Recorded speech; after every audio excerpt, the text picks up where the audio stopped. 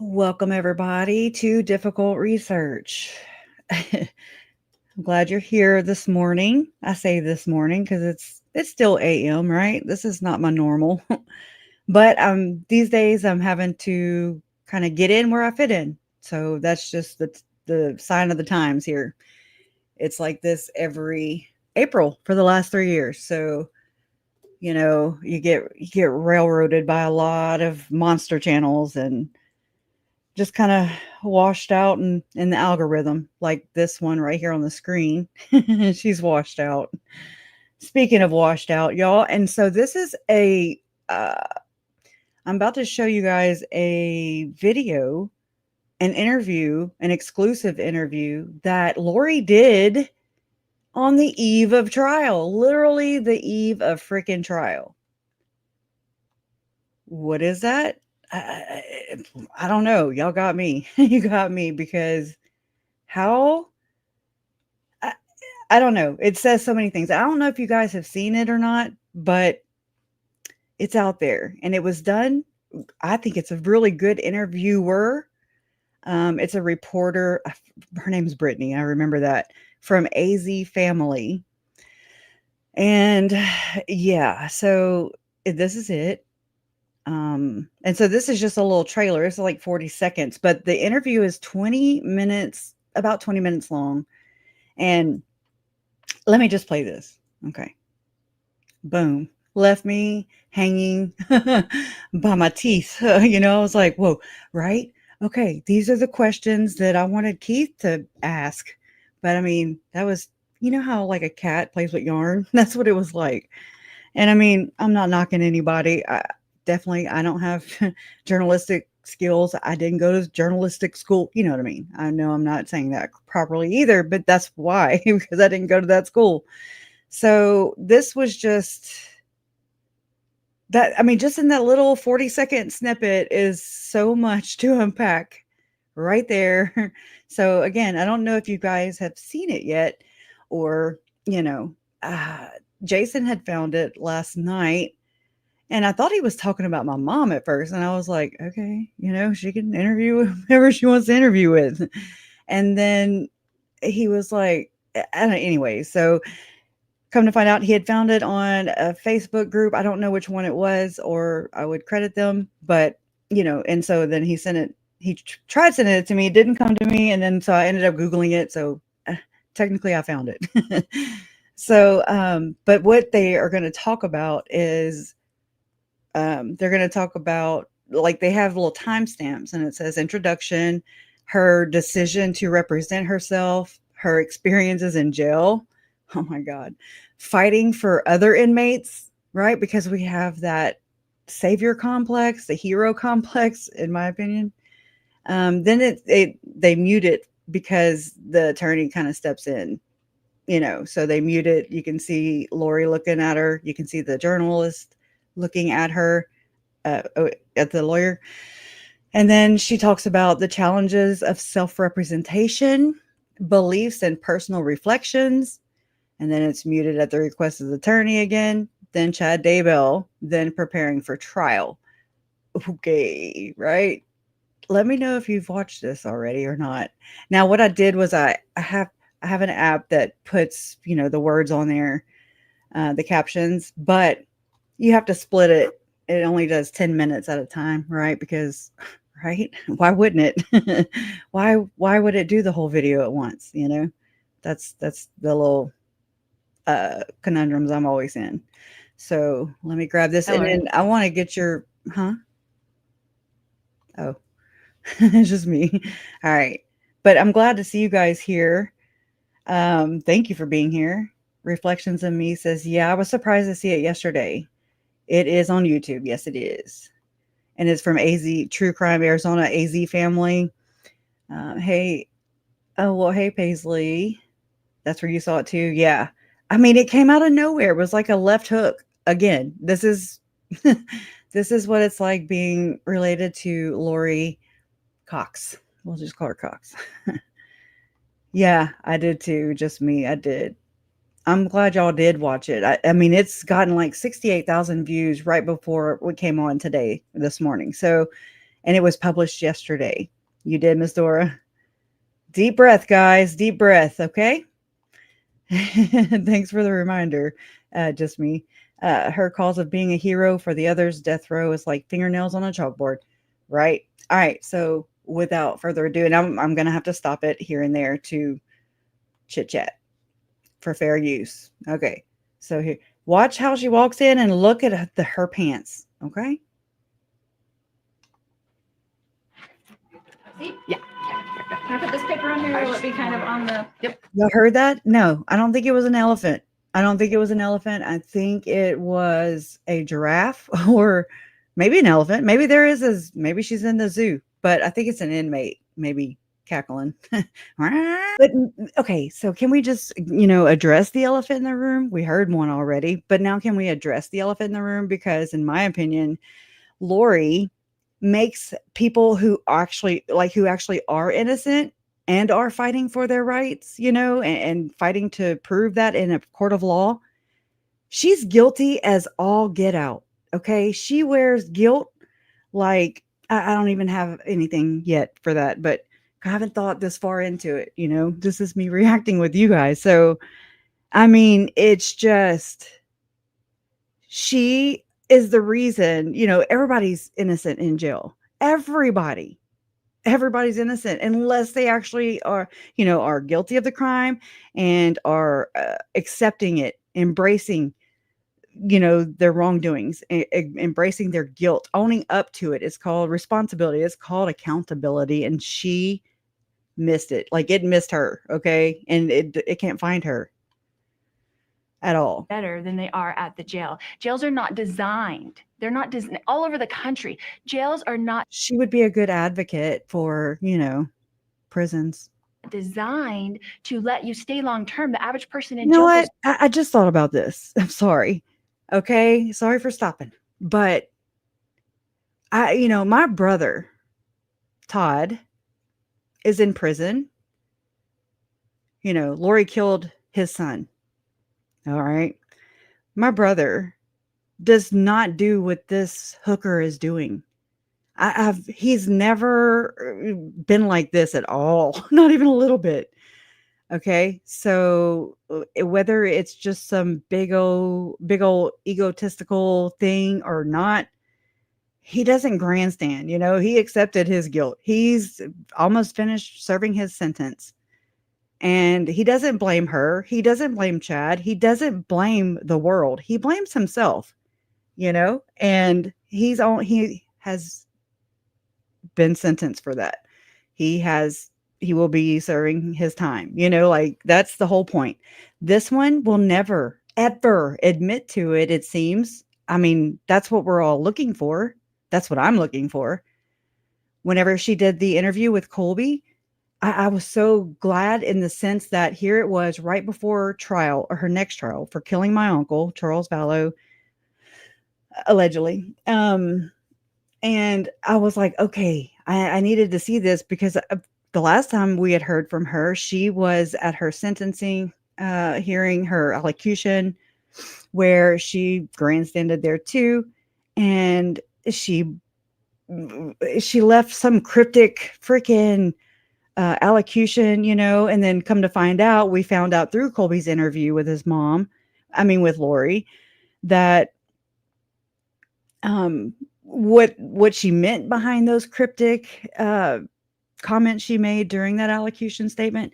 But the worst thing is she came and she when it couldn't get any cringier, when she couldn't get any more evil or disgusting or just all the words, right? When it couldn't go any lower, she just was like, here, hold my Mormon non-alcoholic beer. Okay. And step aside, because then she threw daggers even at her victims, even at her own children who are her victims as well.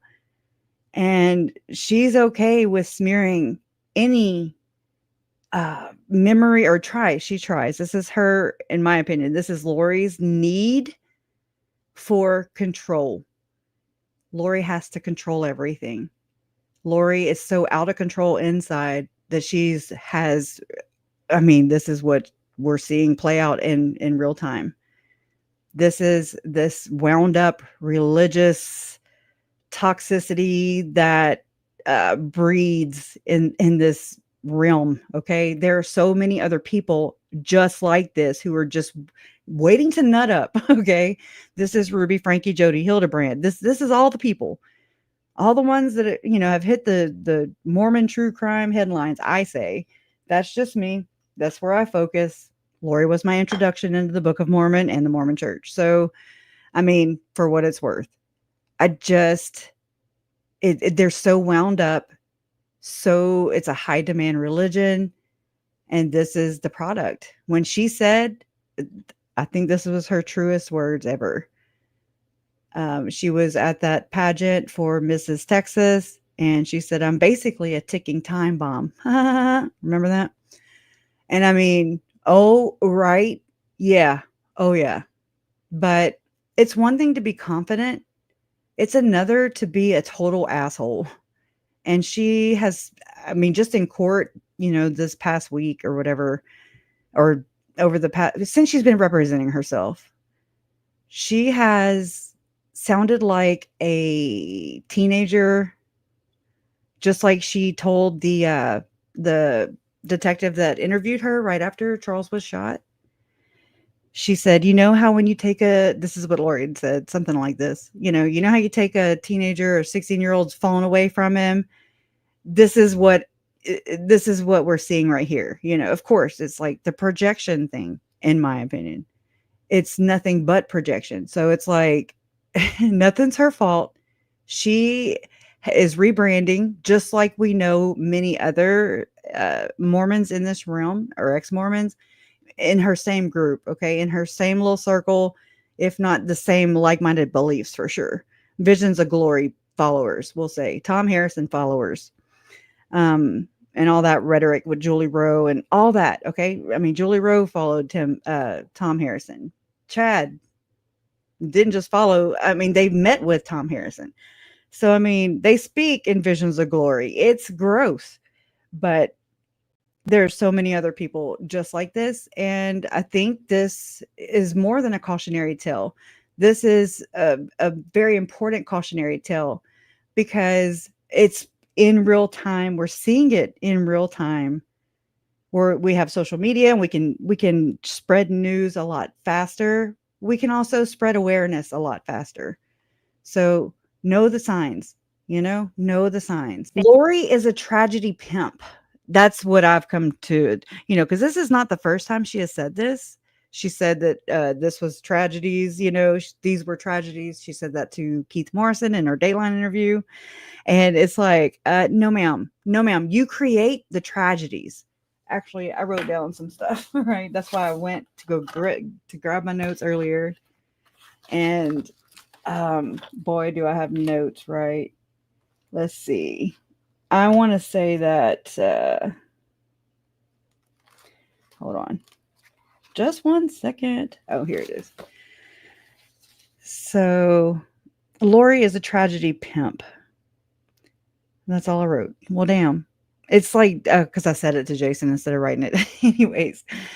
But I mean, she creates all of her tragedies, okay? Then she wallows in them, to where then she can use that as like a doubling down, confirmation, validation, whatever you want to call it, for opposition, which is ingrained into Latter-day Saints, okay? The devil's always out to get you. I'm sorry, Lucifer, Satan, they're always out to get you. And I mean, she's made these kind of comments throughout this time, whenever we do hear her talk, or in her speeches, or, when she's testifying, not on the stand, but, to her people. And I mean, I kind of, so yeah, then this is just kind of a day in my life, right?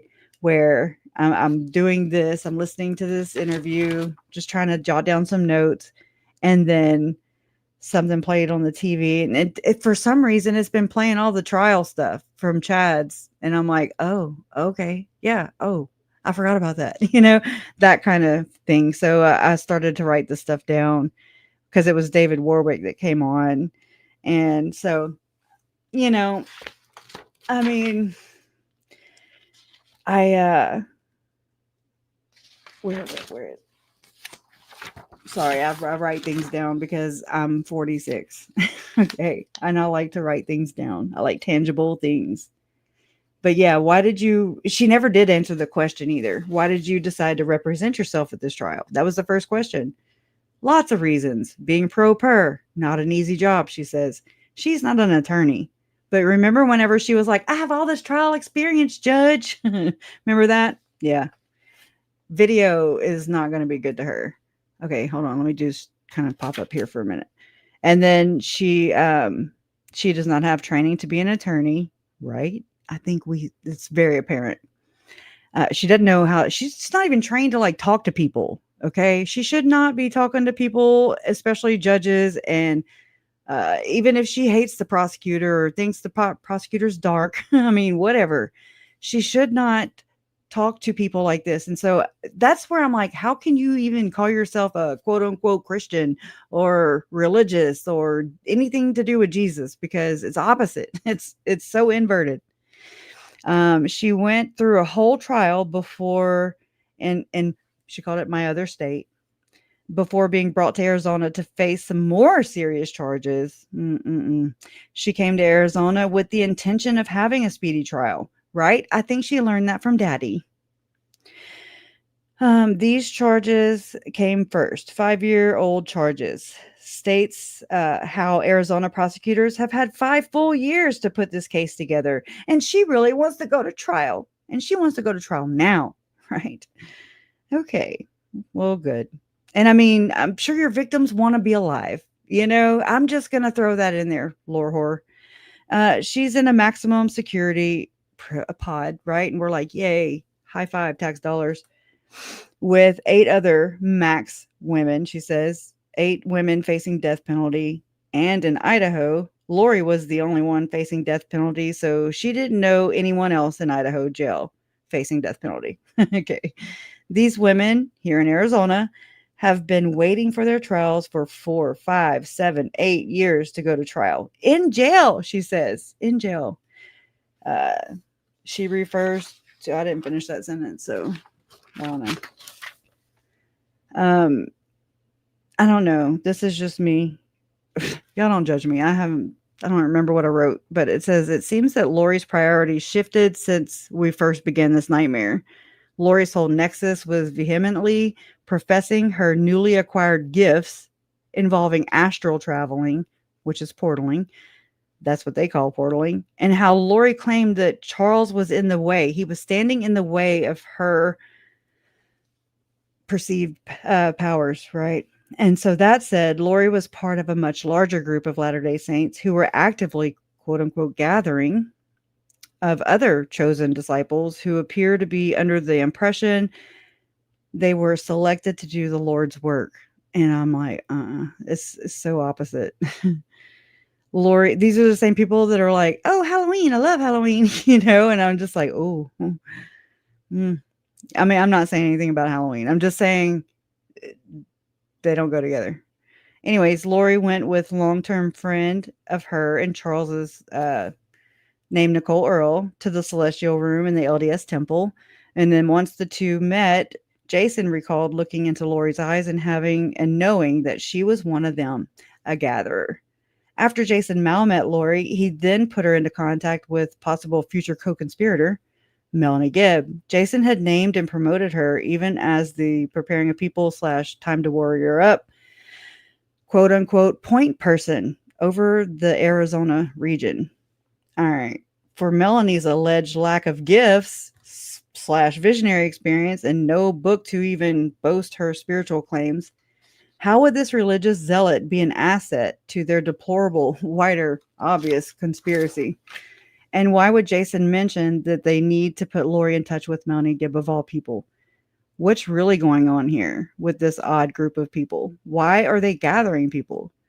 Remove the claim that God is barking orders to them and really hone in on who could be calling the shots here with these people and why.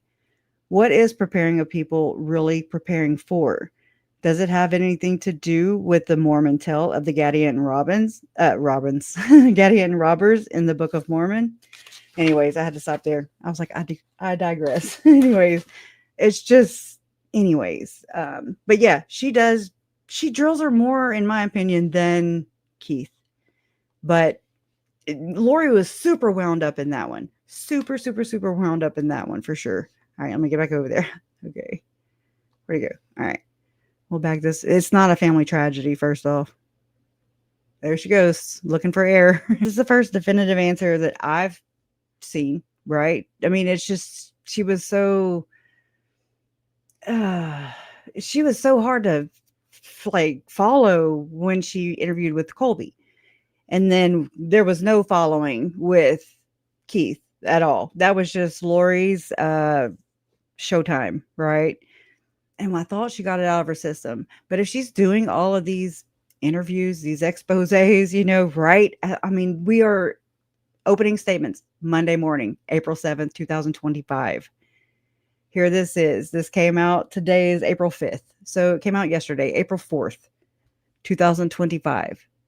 She cannot do interviews once she goes back to Idaho. They don't grant them. And I pray to God they stay that way, because she would be selling she don't have a soul. So she would be selling her story, whatever. She would be pimping the tragedy, because she's a tragedy pimp, straight up. But I forgot what I was going to say. But oh yeah, about the kids, about how she was wrongly convicted. Okay, that does not make sense, Lori. We all saw the evidence. We see how she acts. We saw how her and Chad responded. We were there. We saw the day that the kids' remains were found and unearthed, and ultimately, in my opinion, rescued from Chad Daybell's backyard.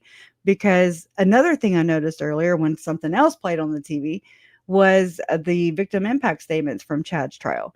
And it kind of dawned on me that it appears, and from reading, unfortunately, from reading Chad's book about One Foot in the Grave, about his experiences as a cemetery sexton, right? Just the way he talked about people that would go and mourn the dead, their loved ones that were dead, right? Chad too is a tragedy pimp, but he and I couldn't put my finger on it before watching it again today. I just kind of happened to pay attention, and not just listen. And he was so engaged during every one of the victim impact statements, whereas I would want to bury my head under the damn desk. Okay, I'd be like, just come get me when it's done. He was hanging on to every word. He even looked more like sincere. And I can't believe it just came out of my mouth. I don't know what else to liken it to, but it's as if he gets off on people grieving. And I don't know what that is, but it's got to be some kind of necromantic or just some kind of dark something.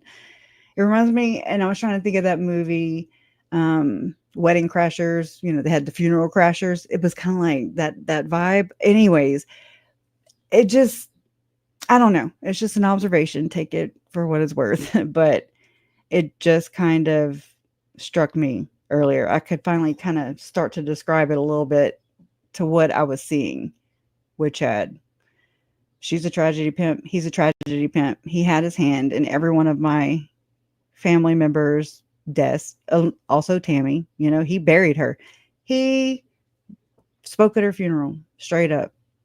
And then thought the FBI and everybody was joking whenever he thought it was like a, oh hell, punked or something, where Tammy, her remains were exhumed. He thought everybody was just playing.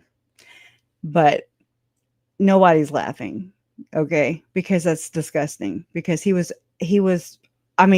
done it. He had already collected her money, her blood money off of Tammy, and he was spending it on his new hooker. Okay. And then it's just like, wow. Yeah. Say that, were you playing hooky? and you got called out for playing hooky, because I don't think for 1 minute this woman, she's out of her mind for sure. Yep, 144,000% out of her box. What did Rombo say? Her cheese has slid off her cracker long time ago. There's no cheese anymore. It's gone. And my uncle, he said she's nonsensical. It made him feel, I'm as bewildered as you. He says, she's gone. She's gone. My wife is gone. She's not in there anymore. What else? Oh, she's lost her marbles. Krista, Oh shit. Yeah. something's happened. What? While we were doing this, let me look. It says our stream is unavailable because we're suspended for policy violation. Where? How come people are still in the chat? I don't know. Huh. See if you can see it on yours. What I'll go. Yeah, that's weird. Like, where do you see that do at? you think they copyright got us? I don't know. I mean, I added words to it and did things like that. Hold on. Let me go and find out first. I'll be damned. Mine shows it's up. Look, I'll even show you. See? Like, it doesn't tell me that here. Let me So I read. don't know. I'm confused. Like, I'm confused. Now we're back. I'm confused. did we maybe never go anywhere? I don't. Oh, shoot. Okay. Sorry. I opened a window and it played. Okay. But where did you see that at? I'm curious. It was the whole screen was blacked out and had it. Did everybody experience this? Oh, yeah. She's back. Or wait. Did anybody else experience this? Because I was on the other screen. I couldn't see anything. Yeah, people are Um, saying that they wondered if oh, we got yeah. a. You're having technical difficulties. Okay. Let me go look at my YouTube studio real quick and make sure. Hold on. Hold up. I'll be damned. I'm sitting here talking through it too. A lot. More than I want to. Um, Maybe they said, "Oh, it's their family. Let's let them talk." assholes, right? That sucks. This is the shitty part of this side, being related and it being a high profile case. Don't tell Lori that. Dashboard. I'm on my dashboard. I don't see anything. That's crazy. Okay. Well, maybe Well, yeah. Thank you for stopping me though, and let me, making me aware. It make said it policy smaller. violation. What was That's it? weird. Fight a Hmm. false. I don't have anything though. It's not showing She me. would have. You would have an email or something. I mean, it's not on my YouTube studio dashboard, nothing, you Okay. know? It's weird. Weird. Damn it, Lori. Were you sending a portal thing in here to bother us? No Okay, wonder and the we'll get. screen went black. Oh my gosh. Okay, well, y'all, if I do go dark, it's because of her. Just know that if everything's her fault. Everything's Lori's fault. Anyways, all right, let's get back on the road. I'm gonna rewind it a little bit. I guess you wouldn't know unless you were actually in her shoes and hearing other people, because it's not happened to her because she's never waived her right to a speedy trial. Right?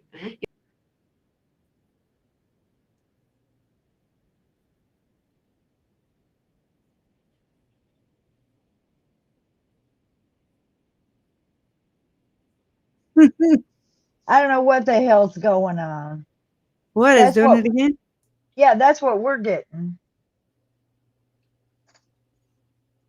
Let me get out of here. I Hmm. don't know. What the hell? I mean, hold on, let me look again. I'm looking on YouTube Okay, so you're Studio. back. So you're back. So what are they doing? I never seen it. It's not like it's live right now. You know what I'm saying? Mm-mm. If it was live, maybe put on some music in the background, and I don't know how else we could run our 107 across. And I don't Where's that know. It's not showing 107? me anything on my dashboard. That's weird. I mean, I'm sorry. I'm like, what? Let's I'm gonna see. put that up and see if that helps. Huh. This is strange, y'all. I'm so sorry. I mean, you should be able to talk about it, anything. Now, I don't mess with Dateline. I don't mess with 48, whatever, all those big ones, because they're assholes. Straight up got a YouTube, not strike, but, or maybe it was. It was from Sins of Our Mother. And I'm like, what? You never asked me, Sins of Our Mother, Netflix. You never asked me for my video of JJ on the bus. Didn't even blur out my stepson, my bonus son's face right there, with JJ on the bus. And I'm just like, I typed him back. I was like, I typed him a strongly worded letter, feelings, and it just went away. Anyway, so this is weird. And I'm so sorry because this should not be um off limits. How the hell are you supposed to be able to talk about it? Oh, damn. Let me try this again. I swear there's always some damn hurdles, y'all. Always. Hooker. She's a hooker. I'm going to go again. I remember this happening, though, before with Vice News when I was covering that. And so when I did go dark, I just, I put it on, I think, I'll just put whatever I have saved in StreamYard, I'll just share it, which is nothing big, woo. It's her interview. It's just us talking about the damn thing, which is Section 107 of the Copyright Act of 1976. Allowance is made for fair use for purposes such as lots of criticism, lots of comments, news reporting, teaching. We're teaching here, right? Scholarship, education, and research. Difficult research. Amen. All right. I don't know, y'all. It happened to Duty Ron too. No, I don't have a backup channel, but I would love to have a backup channel. But this is basically, once this is over with her, once it's adjudicated, once she's sentenced, found guilty and all that, because she will be, then this is going to die out majorly. It does after every trial. And, the only one we have right after that is Brandon's. But, then she will fade, and so will, the hype or whatever. But I have a feeling, and again, she, from what I know, that they Idaho, which is where she will spend the rest of her days for her, 3 life sentences she has there, consecutive. They don't grant, I was told that they don't grant interviews. So it's like now or never. She's striking while the iron's hot, her. And you know how narcissists cannot stand to be talked bad about, Look, I'm even going to do this. So it's not as large on the screen. We'll just try it. But if I do go dark, I'm going to schedule my regular Sunday stream tomorrow. I just didn't do that yet. And I already have my thumbnails and everything made for Monday for opening statements, which I was thinking to Sunday, we can either go over opening statements, but I don't know if, like, from the past. Okay. But I was talking to Jason about this. I'm like, well, do I do that? And then, but from like the defense opening statements, because she's defense, right? So I don't know yet. There's so many things to go over anyways. I figured we just maybe just kind of not have a plan. How about a no plan? And that way, because I know I'm going to be super amped up tomorrow, antsy, nervous. They're going to be all over the place, as they have been. So anyways, I don't know. We'll entertain it. Let's try this again. Waived because they're. Let me try speeding it up too. Let me do that. Whoa, wrong thing. Let's try that. She talks fast enough, right? But let's try. Like me, I mean, I was 46 years old when I got arrested. I've never been arrested. That's how she sounds to me anyways. Oh my God, I'm like paranoid now. What's your biggest complaint? Happen, and is that the tone that you want to take throughout this trial? Yeah, I don't think a snotty one, like a teenage little kid not getting your way. I'm trying to set a tone. That's not my intention, is to set a tone. It's and I'm not Speaking of intentions, right? a fighter. Okay. So my whole life I've been a peacemaker. I was like, oh shit, Jason. Oh shit. She just said she's a peacemaker. Again, I look into the dubious alleged LDS Church of Satan. That is this group within a group. It's like basically what Chad and Lori did, what Ruby and Jody did, what so many other of these egregious stories that we hear coming out of Utah, Idaho, from the Mormodor, okay? Mainly Utah and, Idaho. Chad used to live in Utah where all of this ritualistic type stuff was taking place. And then he moved. Something made him move. Not a voice. Somebody, something, not God, orchestrating his move. Because that's whenever he went to Heather and Matt's, his brother and sister-in-law, Pot Stirrers Unite, right? And he with Tom, there's David Warwick that showed up at his house, who had met John Miller, who was having a meeting at his house in 2015, late 2015. So this is right whenever Chad Daybell moves, okay? And then there's all this Julie Rose stuff going on. Julie Rose showing up, Hector Sosa, David Warwick, Tom Harrison, Tom Harrison, huh? What? Look down at the. See now, whenever you stop talking about it, it came back because it was doing. I'm not again. playing anything for it to even I do don't know, but whenever, if you will, look down where down in the bottom of the studio, and you see it's doing the same thing. Well, watch that, and if that goes crazy, well, you'll know. I'll stop interrupting. What are you talking about? Oh, where I like present. backstage. What's backstage? Yeah. What is it gonna do? Well, it'll change whenever it goes unavailable. It'll be black. That whole thing will be black. Oh my God. What if it's just something wrong with my YouTube channel and it's not anything to do with copyright? Oh no. And somebody said was it doing the same thing? Whomever said it was happening to Duty Ron? Was it doing something similar? I don't know if y'all can hear me. I'm so sorry, y'all. I mean, I'm not doing anything different. Okay. So y'all didn't hear me just now? God dang it. I'm not good enough. I have a horrible memory. I cannot be repeating what I just said. And so, holy crap. Who White Knights for Lori? Is it Nelanie's? Oh yeah. Another thing that just let me put a pin in that so I can come up with that again.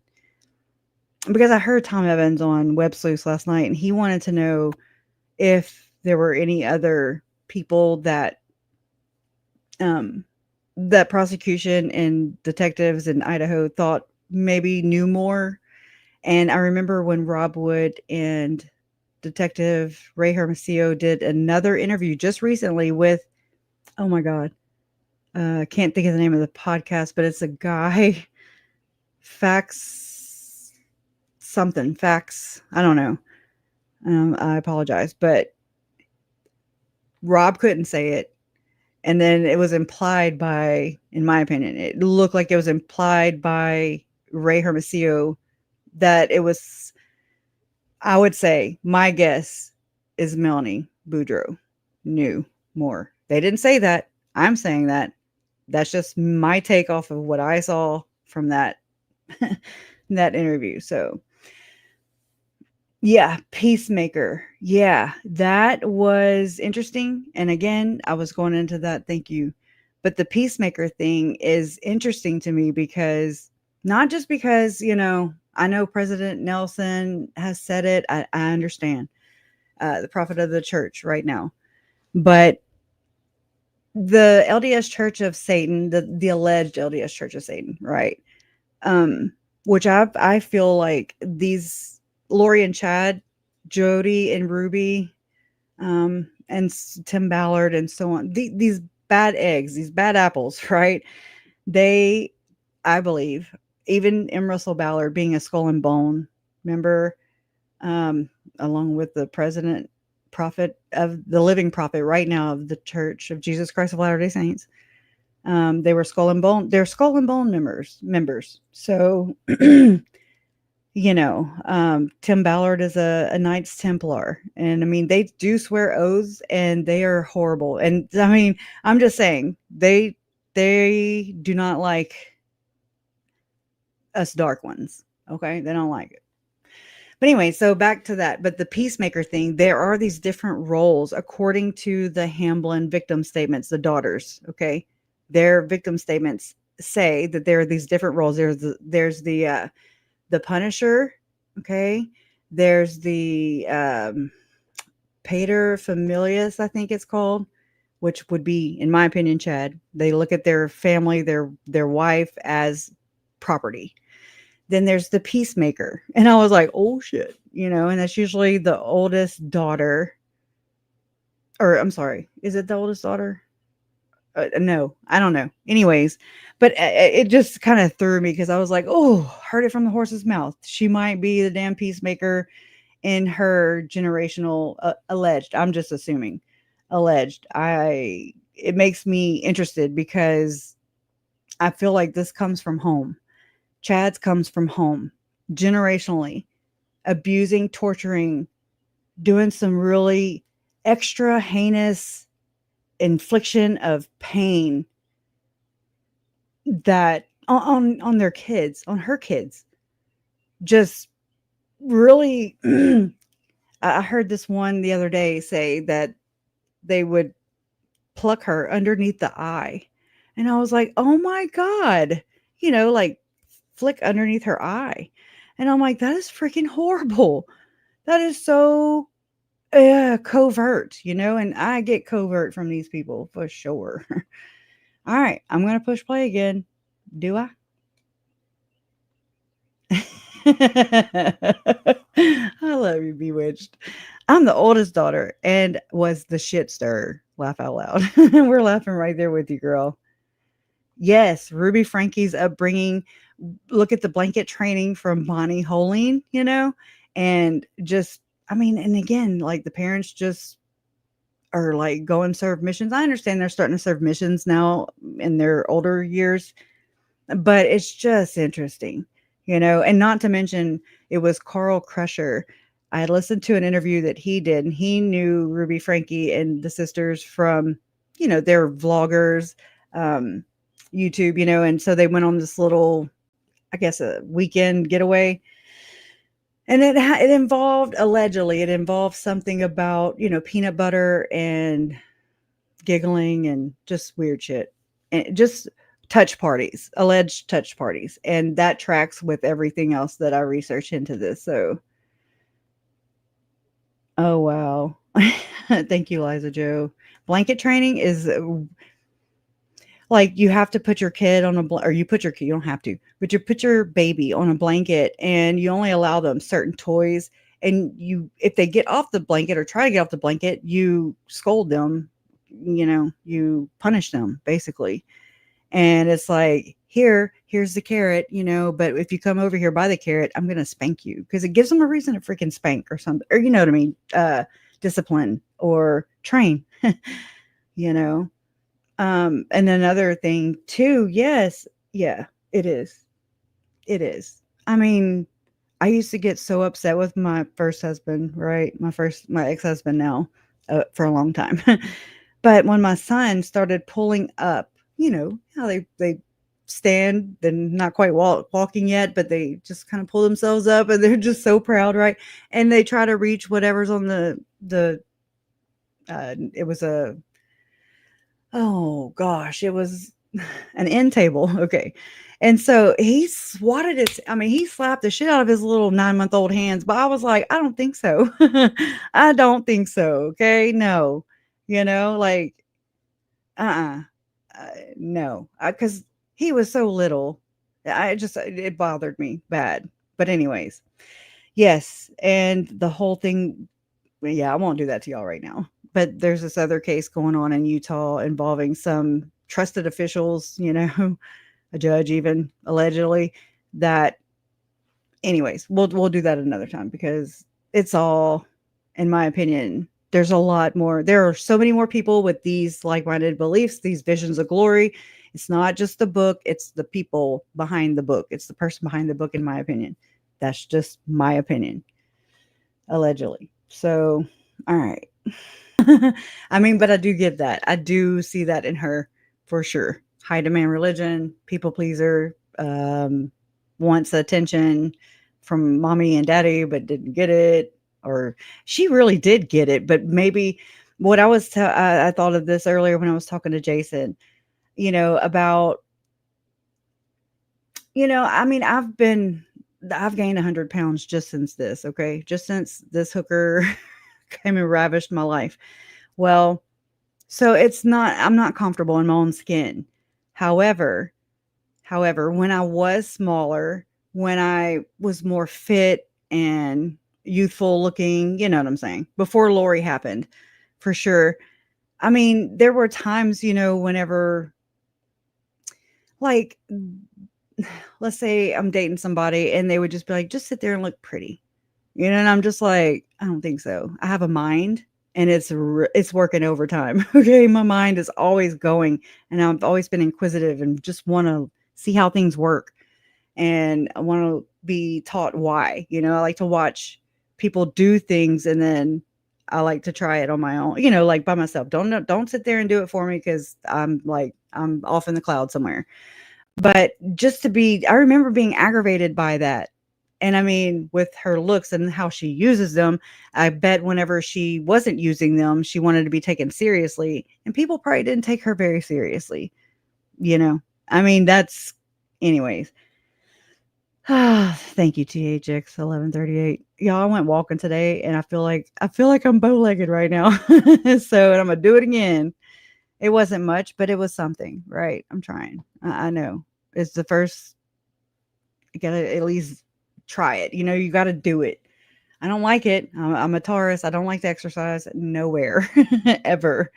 If I'm running, you better run too, okay? And just run faster than me. Translated beings do not sleep. They do not eat. They do not shit. They do not tinkle. I'm right. So what is she doing? Translated beings don't do this. This don't happen to translated beings. All right. This is, I'm gonna have to meet with people. I'm gonna have to have my, paralegal's gonna come over. All right. That was me. That's because that one's over. Nothing happened. Like I said, I went and put the words on here so that it would be a little more added. Well, where's the other one? Hold on. Sorry, it saves things twice too. Okay, hold on. Let me not drag y'all through all this. Okay. Let's see. Let me stop that for a second. Don't look, I went to sing that earlier. Don't stop believing. Oh shit. Why didn't it warn me? What the fudge? I don't know. Wow. I don't know why that keeps happening. Well, and let me refresh this. It still shows it. It doesn't say anything like that. Wait a minute. Make sure that I haven't not stopped it. No, I haven't stopped it. I mean, this is bothering me now.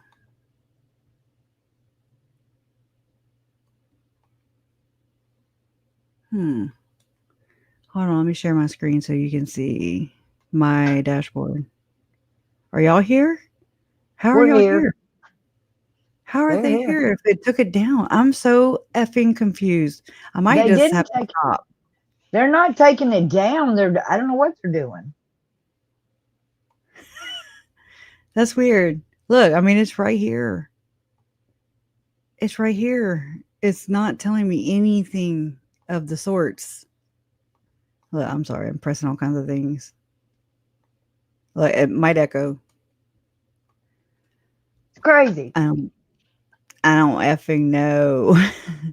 I hated to stop you, but No, I mean, it's weird. It doesn't make sense because I mean, I would listen if they gave me a warning. I would, I'd be like, "Oh, okay, my bad."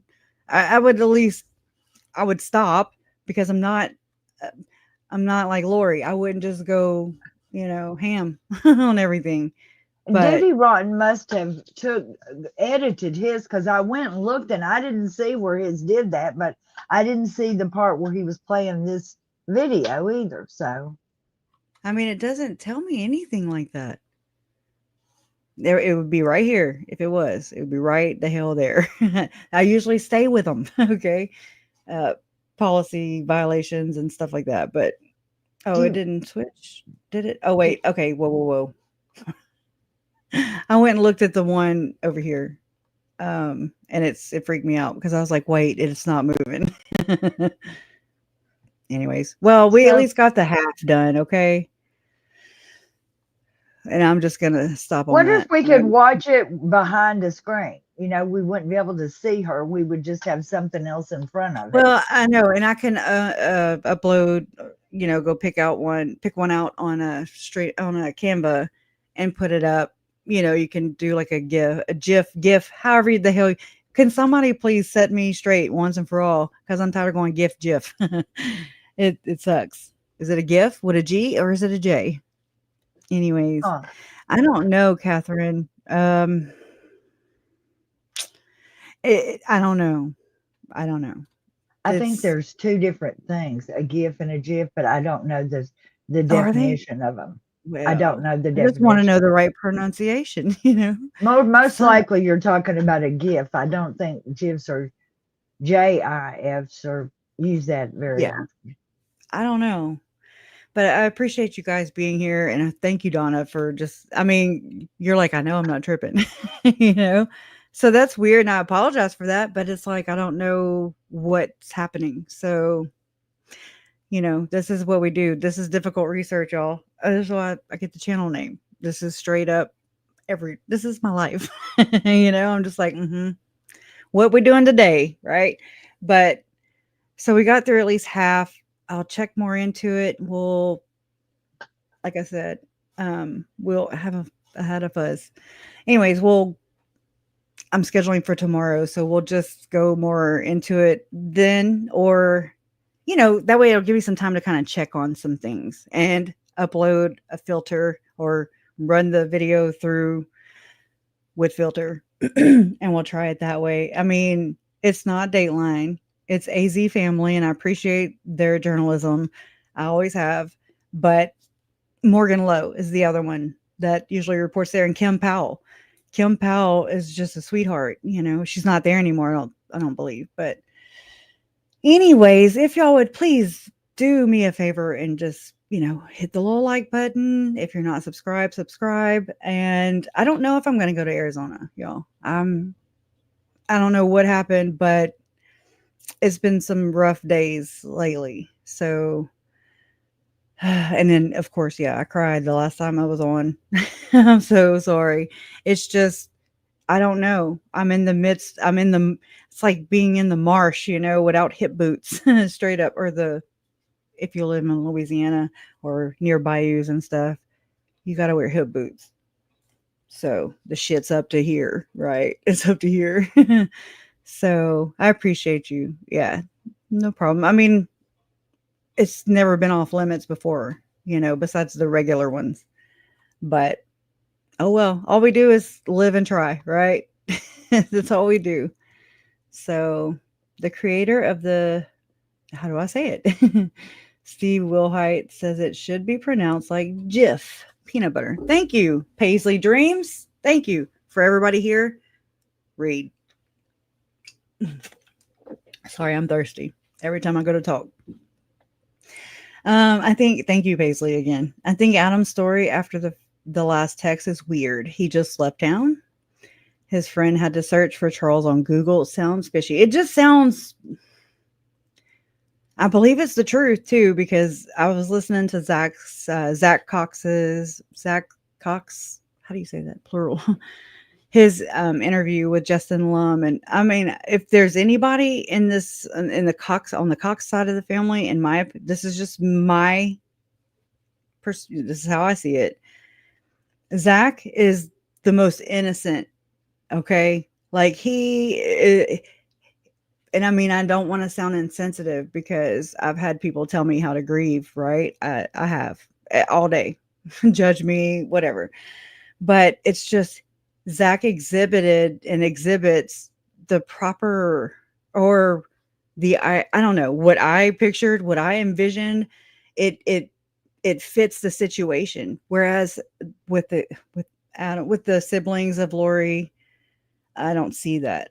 I don't see it with her mom. They act it, but if you really like go back and listen to like Summer's anytime she made a public statement or something, and let's say she was like, "Okay, I was wrong," or whatever, it's always like when you go back and just read it or listen to it, however you got to get it, it's just it sounds so totally self-absorbed and so like the first time I heard it, I didn't catch it, but it's narcissistic, okay? Just that very slippery language where it's like they're apologizing but not. It appears they're apologizing or it appears that they feel empathy or compassion for whomever, but they do not.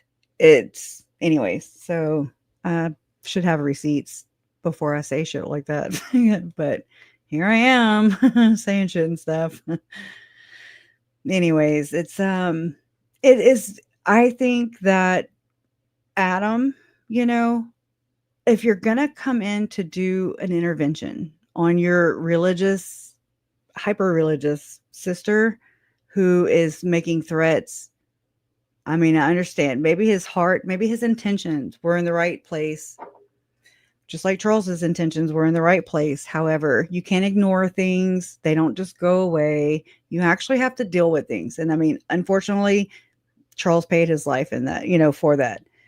Um, However, Adam, I feel this is just my feelings, okay? It feels to me like Adam maybe shouldn't have called his mom to pick him up from the airport and then go play cards and whatever with his sister. They all knew, according to the Chandler documents, they already knew. Lori knew, and Summer knew, and Janice knew. They all knew that Adam was coming into town. And the detective actually noted this, which is interesting. And I mean, I'm going to paraphrase here, but he said something along the detective said something along the lines of they knew and they never said a word to Charles. That is so profound. It's huge because here you have, you know, it's war, with Lori and in my opinion, her flying monkeys, I'll say. And knowing that Charles and Adam are coming in to corner you, and it's not just your religious beliefs, it's also the fact that you were busted cheating, okay? Your husband's calling you out on it, okay? Lori just said she doesn't like confrontation. She doesn't like to fight, but she just doesn't like to fight fair is what I believe she is saying. But anyways, it's like I don't know. It just is very what do you call it? Skin. It's superficial. I feel like, so Adam flies in. Charles flies Adam in. And he's like, "Hey mom, hey dad, come pick me up." And then they plan on going to Alex, or he plans on going to Alex's house, yet Alex is not there. Why not maybe say, "Hey, I can't get a hold of him, Charles?" I mean, maybe they did. I haven't seen any proof where that happened. So whatever, I mean, shoulda, woulda, coulda. It didn't change anything. And I mean, I do base a lot of my scale, I guess you could say, like, who do I trust? I don't trust Adam. Maybe he meant well, maybe he didn't. Maybe he's learned his lesson since then. I don't know. I'm not gonna be there to find out. And I mean, I'm sorry for what happened, but I have not seen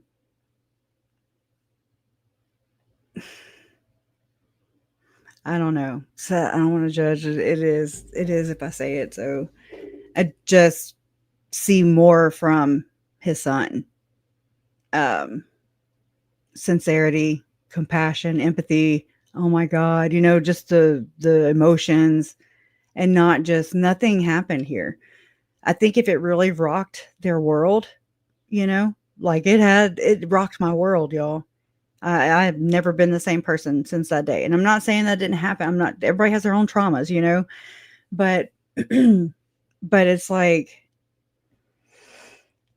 I don't think that there would be as much, nothing to see here. I believe it would be like, holy shit, I'm part of this family and this is what is going on. You'd be trying to get to the bottom of it. But then again, everybody deals with everything in their own way. So I hate when my tongue is so dry. It is. Mm-hmm. She hates to lose. Absolutely. Absolutely.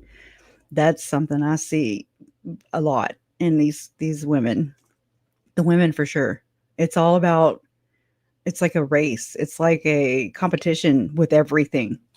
So I've had people explain it to me before, like always trying to one up each other and stuff. So I think it just comes with the territory. It's good to see you, Toxin. I think that's how you say your name. I should have pushed them into reality about the church and it didn't. I'm sorry. Well, and I mean, you can't do it. It has to happen in their own time. I liken what Lori was exhibiting, what Uncle Charles was describing, all that stuff. I liken it to confronting a drug addict, Intervention, the show. I've watched just about every episode. Okay. But I mean, and most of them are like a cat on a tin roof. They're like, and I don't think so. And I think that the person, and this is from personal experience too. Okay. Like you have to want it. You have to just be like, I'm done with that shit. I'm freaking done. You have to want it. She would have had to have wanted it. Um, I had to have wanted it in order for the mindset to change. And I mean, I'm not, it's like I didn't need NA or AA.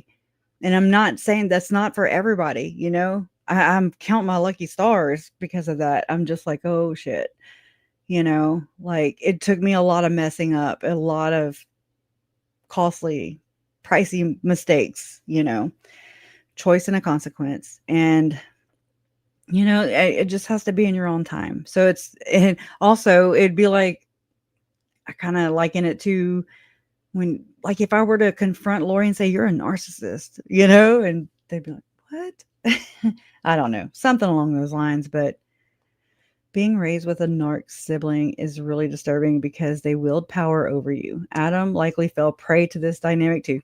That makes sense. That makes sense. And then think about Alex too. What would we, and I mean, I'm not a professional. I am nowhere near it. I'm just a family member doing difficult research, trying to understand, right? But what would the personality, if that's even what it's called, personality type, trait, I don't even know what to call it, but what would Alex be? I always get their names mixed up. In y'all's opinion, just speculating, what role besides protector would, and I mean, what a weird thing for her to start to say to the jury about you're going to protect me when they're going to learn about what your protector did, like, oh, allegedly. Anyways, that is just odd to me. She is trying to play it, the damsel in distress. And I think the men are not going to buy into her bullshit. She is so over the top. And she's not going to be able to hold it in. I really don't think so, y'all. She's a ticking time bomb. Straight up. And I can see me down there. Okay. I'm like, am I frozen? But so yeah, I see her playing to, she knows there's going to be a camera in there. We see what she does. She's not out here fighting for her damn life. That's just, she said that to a freaking camera. She said that to a camera. What's she going to do? Win this trial and then not be convicted, and then what? And then what? Okay, no matter what, it doesn't bring anybody back, doesn't right the wrongs, it does not bring the victims back. It doesn't say, "Oh, you're exalted. You are exonerated, you and your old man." Okay? It doesn't that's not how this works. Okay. Now, at the very end of the other part of that video, of that interview, let me grab it. I just want to play this one part just because it got her. It got her goose, I think, in my opinion. Copyright, please don't take me down. All right, damn, it's my family. Damn. Anyways. All right, just show you this pot. And so that burns my ass. I had a team. Really, really There's no I in team or ME. I smart get it. people. People were brought in over the country from different states and everything because I was a death penalty case. And You should be one. I'm just gonna let it go because it's gonna end up pissing me off, and they're gonna make me go offline, and I'll be really pissed off just to get that in. But anyways, it was something she asked her about Chad, and I don't know, it's the way she answered it. It was really interesting. So I'll have that together or at least that part together by tomorrow when we go live and chit chat and work out all these trial nerves, right? These trial nerves are strong. And I'm not nervous about her. It's what I've gone through the last 6 years, it's like a lot. And it's just like, whoosh, it's not just Lori and her dictatorship. She dictates. We just are like, okay, because we have no choice. But sure, I could have turned and walked the opposite direction. A lot of people, didn't do what I did or take this path, but whatever. I'm not thanking her. I'm not going to blame her. I mean, it is a lot it is to do with her and her decisions. And that should show a lot of people that our decisions, whether we think they're small or big, they do affect everyone around us because there's a ripple effect. And, it's not just your life, it's everyone around you, especially your children and your husband, those that trust you the most, and it's just the ultimate betrayal, what Lori did. It's the ultimate betrayal. And it bothers me. She bothers me. But anyways, yes, she has the mental fitness to be helping others in prison. She actually is and look, when she said it, I was like, oh Lord. She said, I'm a certified fitness instructor, which she was, and I was just like, oh, it sounds like Ruby Frankie with her.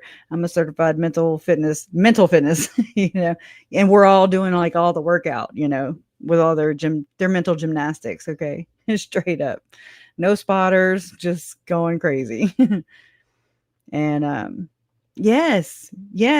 This is what I'm saying. Yes. But, Summer Shiflett was invited by Nate Eaton to go to CrimeCon. A woman tried asking Summer the hard, the question we want answered. Why do you think there were 2 serial killers produced from that are your brother and sister?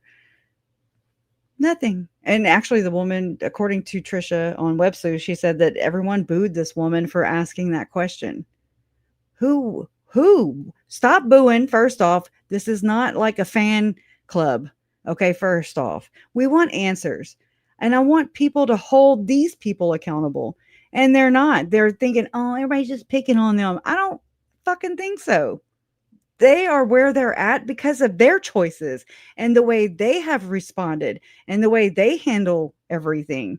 Maybe don't be all up in the middle of shit. I don't know. I wasn't there. But I'm just saying, you can't be both. You can't claim victimhood and you can't claim, you can't be two-faced. You can't do the double speak. You can, but true colors are so apparent, but not to everybody.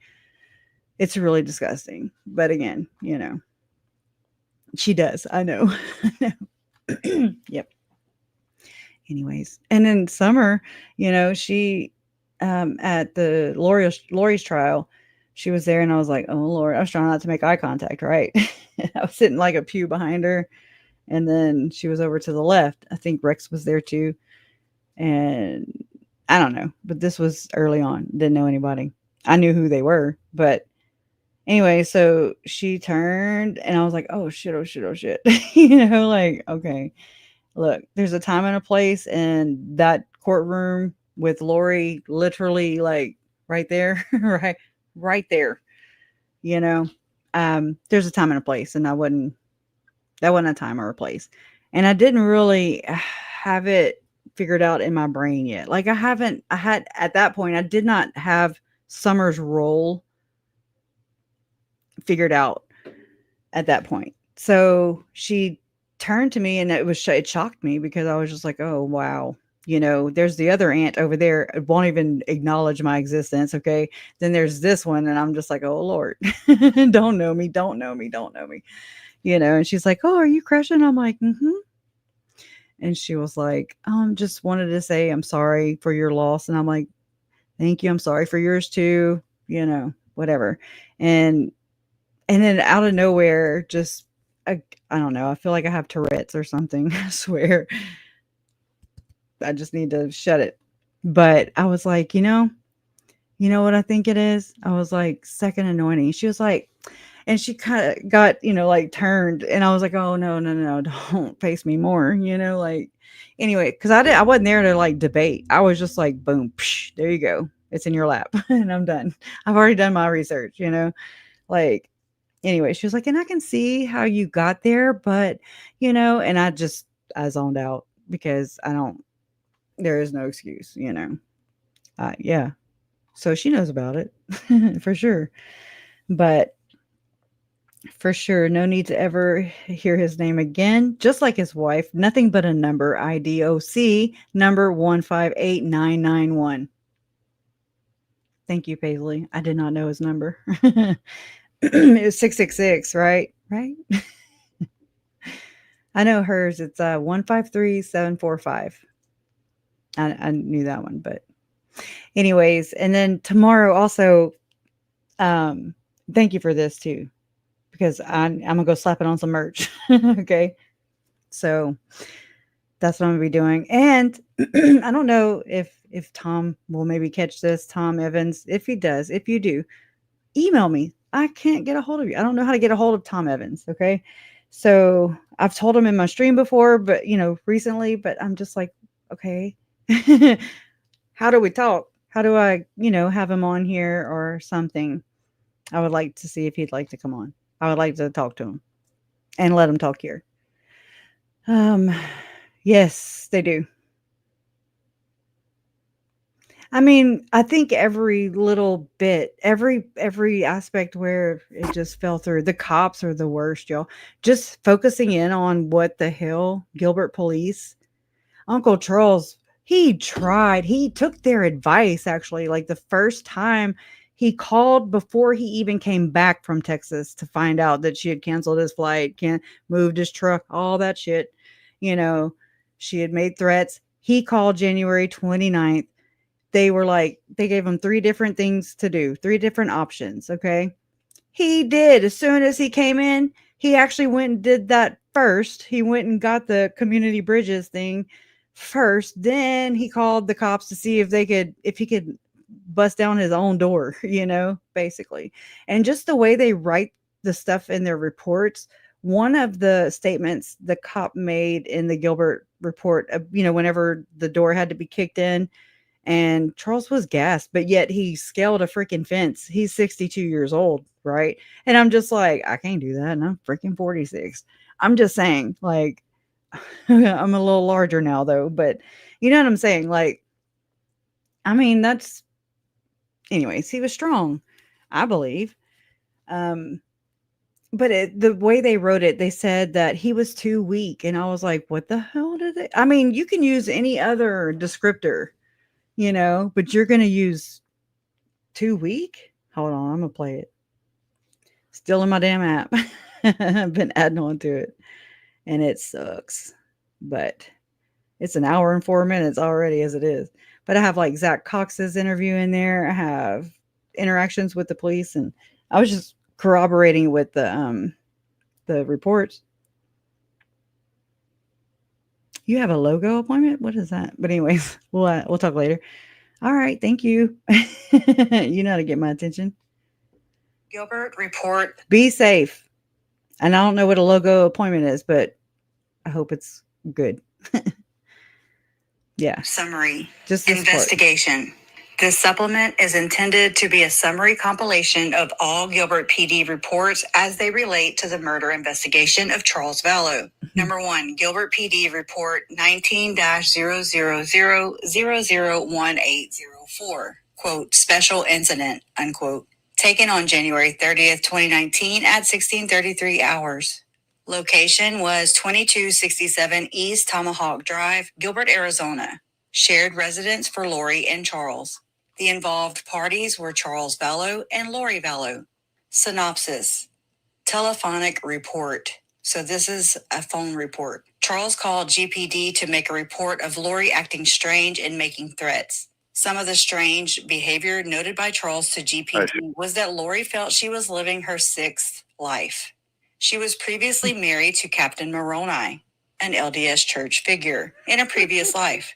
Lori felt the second coming of Jesus Christ was to be in 2019, and preparations needed to be made.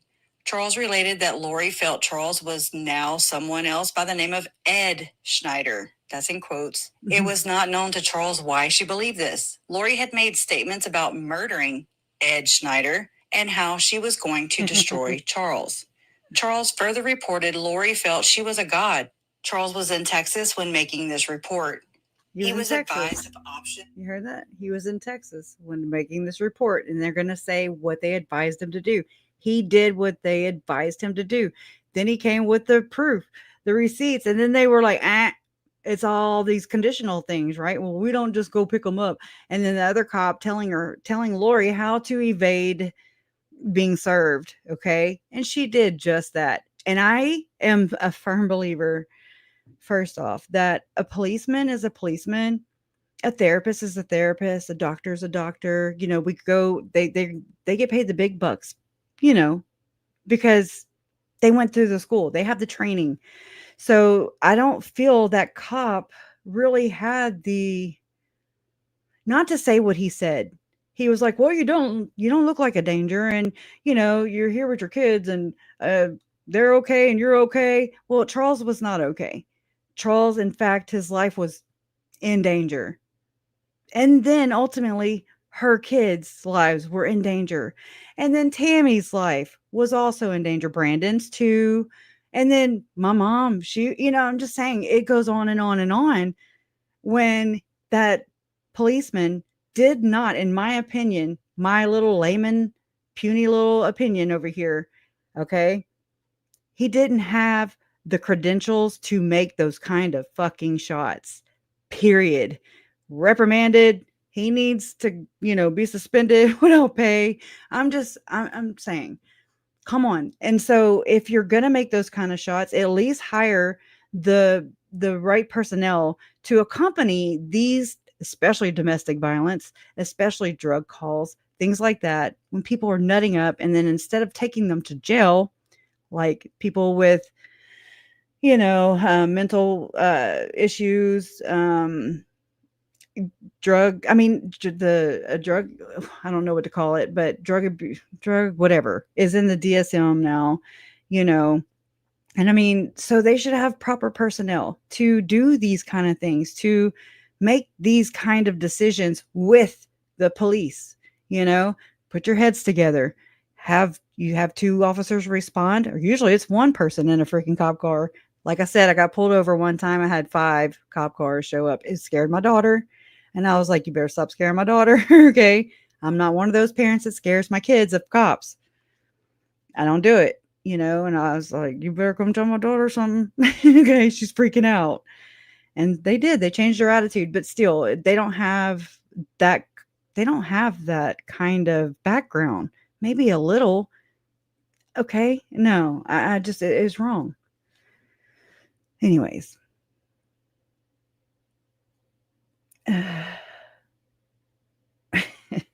Well, but I mean, my brother is a prime example of this too.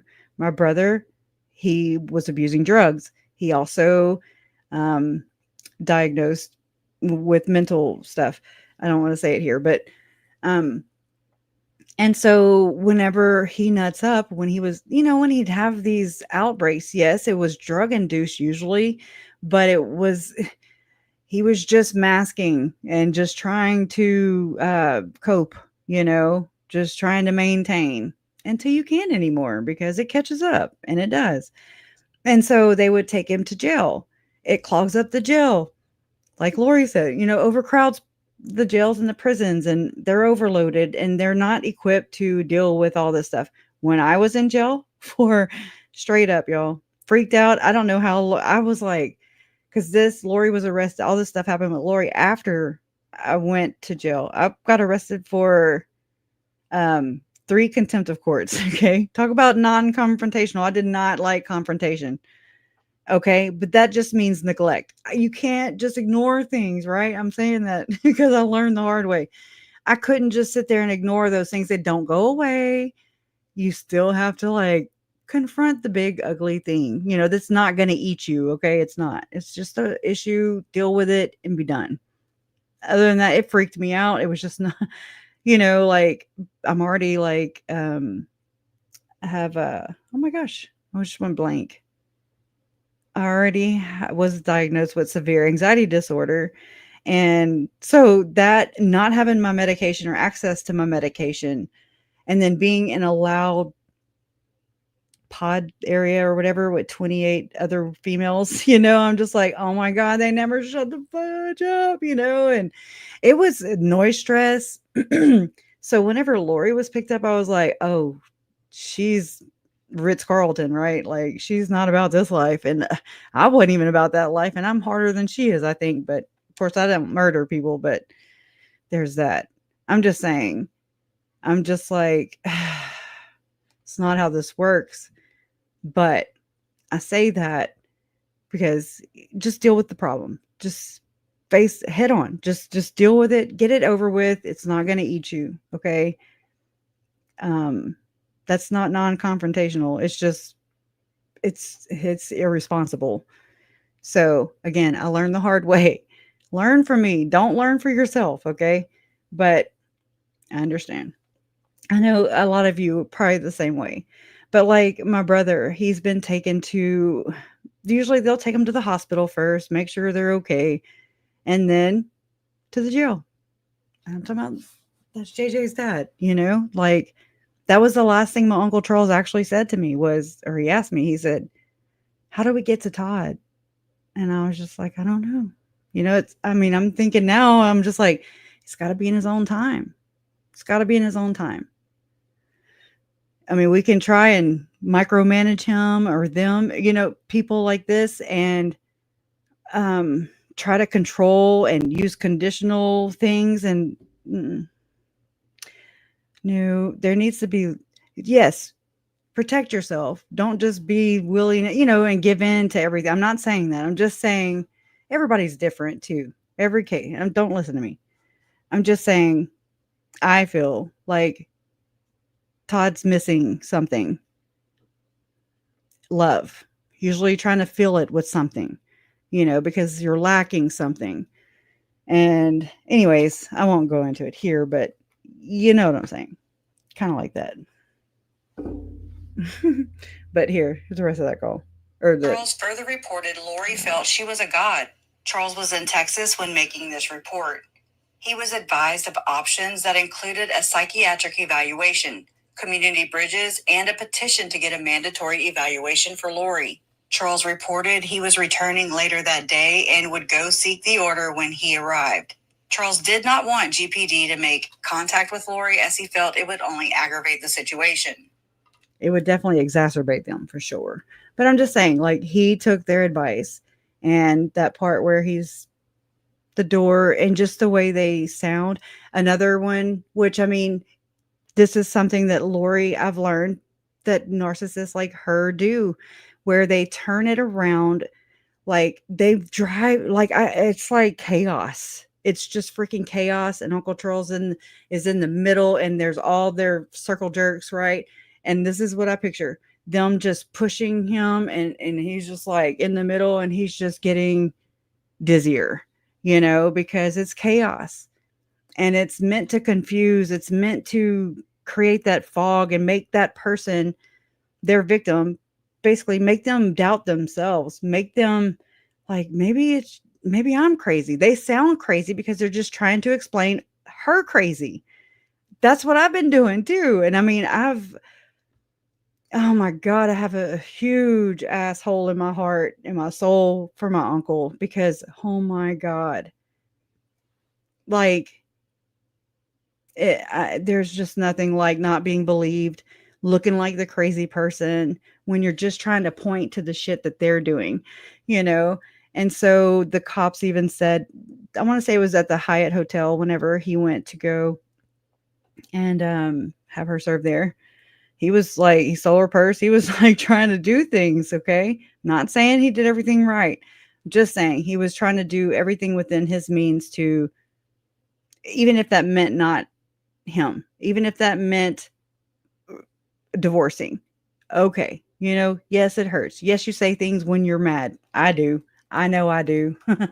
And that's why I best just, we best just stop because I'm going to say some shit and you can't take those back, So, but the jurors, men or not, men or women, it doesn't matter. They're humans. And I believe that they have a lot of common sense. They are going to see right through her shit immediately. I say immediately. Okay. It's not this part that I'm worried about it. And I'm not worried about any particular part, just maybe the finality of it or whatever, just the things. It's like the court's telling me that it's time, and I'm just like, it's not time, at least not for getting to the bottom of these things and making changes. I mean, I can't wait to do that kind of stuff. I'm very one track, I'm whole ass. I dive in and I mean, I'm in here. Okay. Been swimming in these waters for 6 years. And I mean, I'm not quite ready to come back up to the surface yet. I'm almost there. I never did want to write a book. I mean, now I feel like I need to, because it's like this stuff, I've tried explaining it. I have like over 800 and something videos, live streams on this channel about this case. So, I mean, it's just, anyways, I've kind of dabbled in writing, it's just basically for the truth of the matter. Like, I'm gonna use their terminology. It's just for the truth of the matter. And I do want bills and laws passed in their names. They absolutely. However, we also have laws that they're not being enforced. They're just like, don't apply to me. Doesn't count for me, and that's a little effed up too. That's a problem. So I think that, yeah, doing it for future generations, that is something, that has been discussed, with me and Jason. Just no matter what, no, this is the road I chose. Didn't know what I was getting into. Didn't know what road this was. I was just going to find out how Lori and Chad's beliefs differed from the church. And anyways, that's all I set out to do and get answers that way. But it turned out to be, in my opinion, it's like I was, just searching into my aunt's murders, the 3 murders, my 3 family members. And it's like I just kind of happened upon what appears to be a global conspiracy. And it's freaking weird. Tell me about it. Tell me people don't look at me weird and treat me weird. Algorithm treats me weird. Anyways, usually have those things at the bottom of of the video where it's like, here, learn about Freemasonry. And I'm like, whatever. But anyway, Satan tacos in honor of this trial. Amen. Oh, you doing your eggs or cheesy eggs? Yeah, thank you too. I appreciate you being here. Thank y'all so very much. Yeah.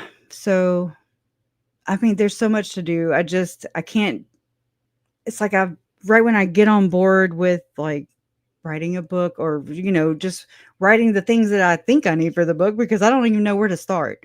But so doing that, and then here she comes, Lori's trial. Here we are. We're on it now. And so now it's like I got to throw all that to the side because this takes precedence over everything. And then it uproots things. And then I'm going to spend the next few months after this trial is over and after the next one's over.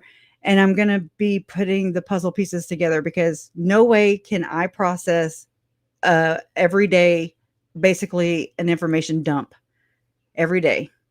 And I'm like trying to process. So in that sense, I do want to be here with you. I don't want to be in a damn courtroom. I don't want to see her. I don't want to be in person getting pissed off. I don't want to have to worry if I'm going to just, like just zits out and just be like, "Row," and just charge her, and then make a real spectacle out of myself. But you know what I mean? Like, it's just, I also don't want to entertain her. I will, for sure, I'll make it to the sentencing because she will be sentenced. She will be convicted. Bet your ass she will be convicted. And I just want to see, which is hard to say because it always seems so unattainable. But I do want to see my Uncle Charles get justice that his memory, his legacy deserves. Okay. Anyways, I don't want to be smart. I don't want to be just like the other fish. You know what I mean? Like it sucks because I'm always way over here and everybody else is way over here. Majority's over here. And I'm like, but wait, look over here. Look at this fire. And y'all are all running, that direction. We have to go just put this fire out and get the people out from on the other side of that fire. And you get tired. You get tired of not being listened to. Unacknowledged. Nobody, nothing to see here.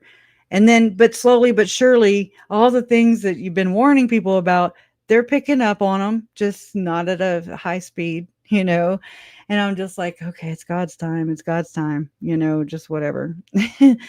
And then it's like, I'm just waiting on everybody to catch up. And I don't mean that in a conceited way. I don't think I have it figured out. I just think it would be awesome if we could all, just kind of be aware of the same issues and then tag team them, like that's what we're about. That's what this is.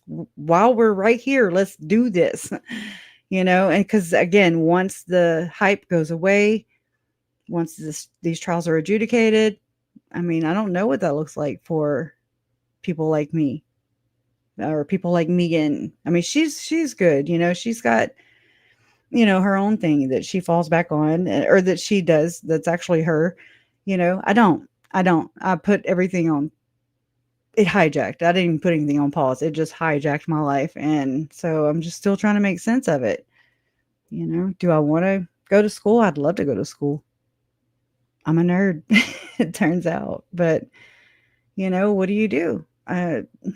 Anyways. All right. It is, huh? Hey, hard to put it all together when you have ADHD. That too. But I mean, you guys pick up my slack on that, so I appreciate that. But yes, it does. My brain is always going. It's peeling out all the time. But, I mean, it is who I am. And I mean, I was undiagnosed till I was 28. And so, I mean, I always masked. I always had to I didn't know I had it, so I just had to adapt to my surroundings. She starts the appeals. You keep researching. All right. Sounds like a plan. See, that's what I need every now and then. Just somebody tell me what the hell to do because I don't know. Right. I do. It works so well with me. It does. Because I'm all over the place like Robbie, like you were just saying. And it is hard to deal with corruption, y'all. Corruption is everywhere. And I mean, whatever. It is big, small. It doesn't matter. There's corruption. There are people who don't have the right idea, or maybe they're put into that position. I don't know. I don't have all the answers. I just know that it exists. So it's not just this perfect world. I refuse to look at it like that. I like to be realistic about things, and to really, especially through this process, it's taught me a lot of things about, I was very thankful when Melanie Gibb came forward, until I wasn't, until I was like, oh, nope, this stinks, like, oh my God. And it has. And the more I've looked into anything to do with Melanie and David, it just implicates them even more in my mind. And I'm just like, oh my God, I don't want to demonize these people. However, it's just like, you were there. You were there, and you just know. It's like, I'm not going to buy this, whatever the hell everybody else will buy, like, I don't believe it. They have not proven that to me. They have not justified, them. They have not vindicated themselves for sure. Anyways, Lori's rebranding. That's what she's doing. She's creating her own story. She's creating so that it's part of their doctrine anyways, the zombie doctrine. One of the beliefs was, if you can imagine it, then it's real. That's what she's doing. She's manifesting. Okay. And this is how this goes. So you need to publish. And when you do, ask your audience to request their local library to obtain a copy. It's free and helps you and the readers. Oh, cool. Thank you. I'd have never known that. Some loud people. But anyways, all right. Well, y'all be good, and or be good at it. Right.